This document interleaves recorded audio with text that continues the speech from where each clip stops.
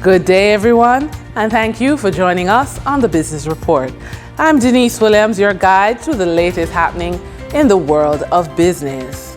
Caribbean Development Bank, CDB, forecasts an average growth rate of 8.6% for its 19 borrowing member countries in 2024, largely attributable to increased oil production in Guyana and the continued expansion of the tourism industry. Excluding Guyana, this growth projection falls to 2.3%, a moderation from the estimated growth of 2.5% in 2023, which aligns with the broader trends of slowing, below-average global growth and the ongoing normalization of economic conditions in the Caribbean. However, the CDB also indicated that Haiti remained the exception to the current trend, owing to the continued instability and high inflation.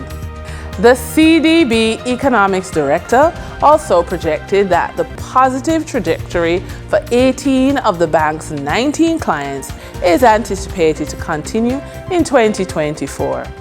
Although optimistic, the projections are susceptible to various risks, including sluggish global growth, persistent high inflation, challenges linked to climate change, and natural disasters, which can all undermine economic performance. Future Energy Source Company CEO Jeremy Barnes says the company will be spending just over $500 million for a new company-owned petroleum station to be known as FESCO Oval, which starts in May, that should be ready for commissioning in July 2025.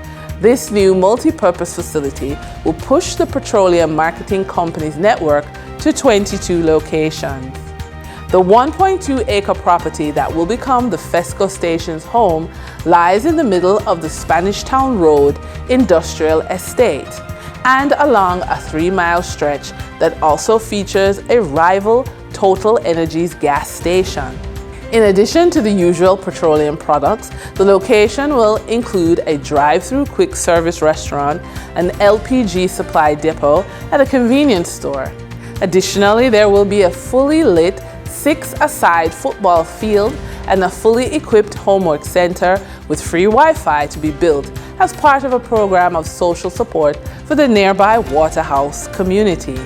The location will also carry some of the company's administrative offices to accommodate the fast-growing staff. The Spanish Town Road location will join Beechwood Avenue as the second company-owned and run service station. The others are dealer-operated. An estimated $1.2 billion is to be expended in fiscal year 2024-25 to continue the Boosting Innovation, Growth and Entrepreneurship Ecosystems Big E project. The project, which is being implemented by the Development Bank of Jamaica, DBJ, is aimed at promoting sustainable and robust growth among startups and micro, small and medium-sized enterprises, MSMEs, in Jamaica. For fiscal year 2024-25, the project intends to launch Call for Open Innovation projects, provide support for research and development projects, conduct digital skills bootcamp, and complete development of the Mentorship for Women program. Specifically, its objectives are to promote innovation and productivity among established MSMEs with high growth potential, to promote sustainable and disruptive growth in scalable startups, and to create sustainable pipeline of high growth startups and a strong supporting ecosystem for entrepreneurship. Jamaica contributed significantly to the global profits of the Player Hotel Group. Hotels operated locally by Player under the Hilton, Hyatt, and Jewel brands generated US $220 million in revenue during 2023, bettering the previous year by 22%. It comes alongside continuing recovery in the travel market and an overall 4% improvement in tourist visits to Jamaica, amounting to around 4 million people in 2023. While Jamaica's revenue growth outperformed all others, it's not the most lucrative market for Player. It falls behind Dominican Republic, which grew 10% to US $253.7 million, as well as the Yucatan Peninsula, which improved by 9% to US $306.3 million, but outpaces Pacific Coast, which rose by 10% to US $141.6 million.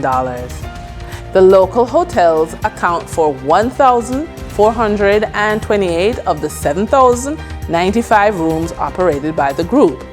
In Jamaica, the occupancy level climbed to 79% in 2023 from 74% in 2022 and 48% in 2021. Players Jamaica portfolio comprises 5 properties: Hyatt Zilara Rose Hall, Hyatt Ziva Rose Hall, Hilton Rose Hall Resort and Spa, Jewel Grand Montego Bay Resort and Spa, and Jewel Paradise Cove Beach Resort and Spa. The fourth quarter capped off a record year for Playa, said the hotel management company's chairman and CEO, Bruce Wardinski, in its earnings report.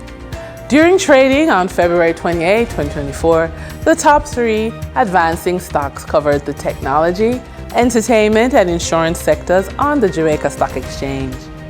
Productive Business Solutions, 10.5% shares, advanced 19.44% for $208.99 to close at $1,283.99 with 77 shares traded.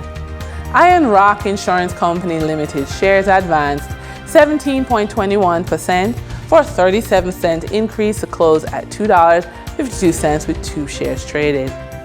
Main Event Group Limited shares advanced 13.93% for a 94-cent price increase to close at $7.69 with 1,384 shares traded.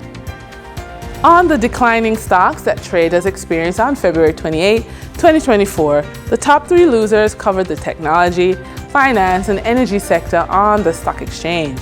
138 Student Living Jamaica Limited Variable Preference declined by 14.15% for a $30.71 decline to close at $186.29 with 53 shares traded.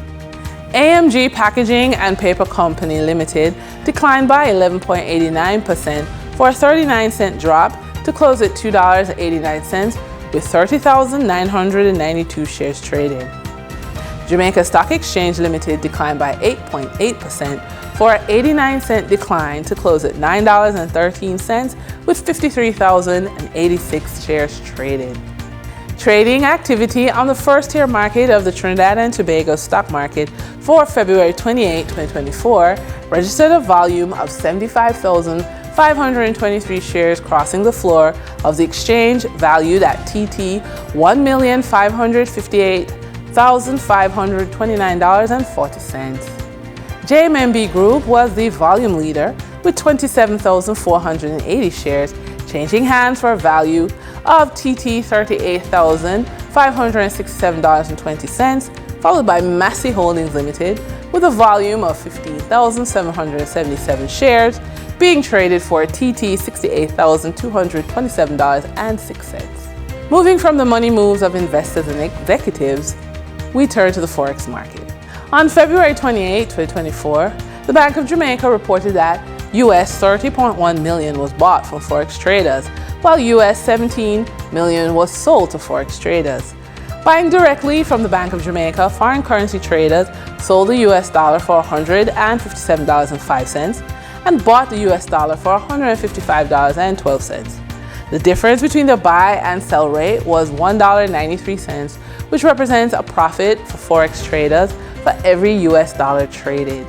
Canadian Forex traders earned a trading profit of $5.91 from transactions with the Bank of Jamaica.